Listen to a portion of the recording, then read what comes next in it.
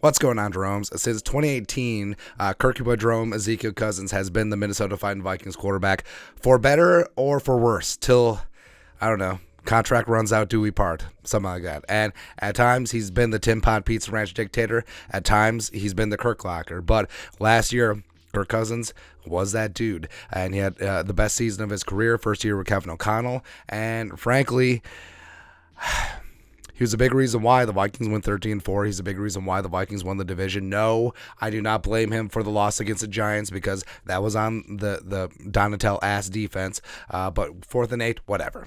Whatever, man. But it's been pretty clear this entire offseason, whether it's the refusal to extend Kirk Cousins, as well as Kevin O'Connell and Kwesi Adofo-Mensah, as well as owner Mark Wilf, really hedging their comments in the media, talking about, we're really excited to have Kirk Cousins this year, not verbally committing to Kirk beyond the season. So obviously, it seems like it is the last dance with Kirk Cousins as well as a number of veterans on this team, and where Kirk's contract is what it is, $10 million base, $20 million rooster bonus, which has already been paid out, and his cap numbers reduced, and the Vikings perfectly fine taking that $12.5 million dead cap hit on the chin in 2024. It does seem like it's it for Kirk Cousins, and the Vikings are looking towards the future, potentially moving up for one of the big four quarterbacks, or sending back at 23, or taking a mid-round poke at one of the quarterbacks like Hendon Hooker or Tanner McKee or DTR or Jaron Hall, etc.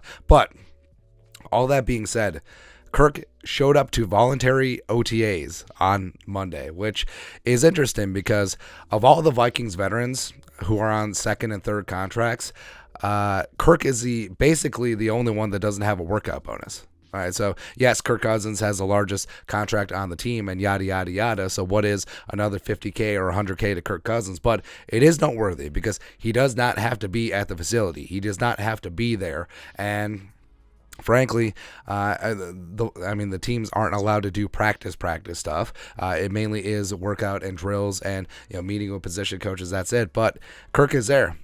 Kirk is there when he doesn't have to be, and I think that does say a lot, especially given the situation, because it is, you do have to respect Kirk, because the situation is pretty blatant that the Vikings are ready to move on from Kirk, and it's a little weird, and you would think that a lesser human would really get twisted and in their emotions and in their feels and start acting out. Like, you could see several quarterbacks around the league, if this was their situation, they would be super cryptic on social media.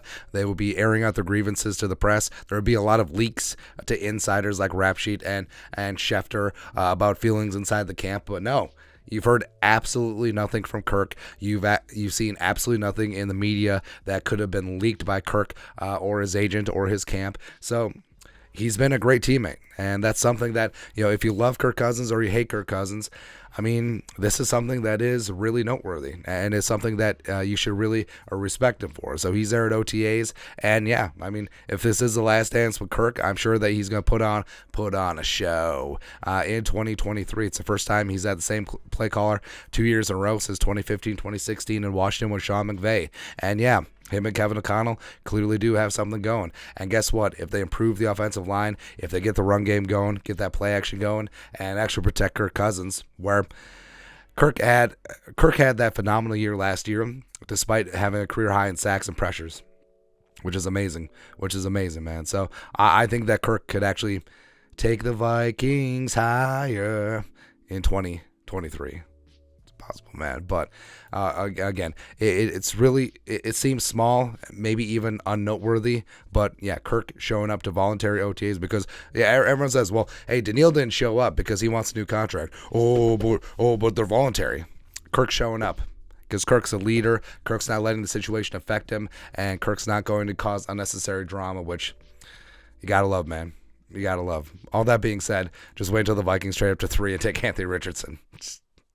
But your thoughts are thoughts. Kirk Cousins has been handling the situation very, very well this year, this offseason. Let us know your thoughts and our thoughts in the comment section below. Subscribe for daily Vikings takes. Want to support the work? Put a little something in the Venmo. But till next time, Skull Production Value.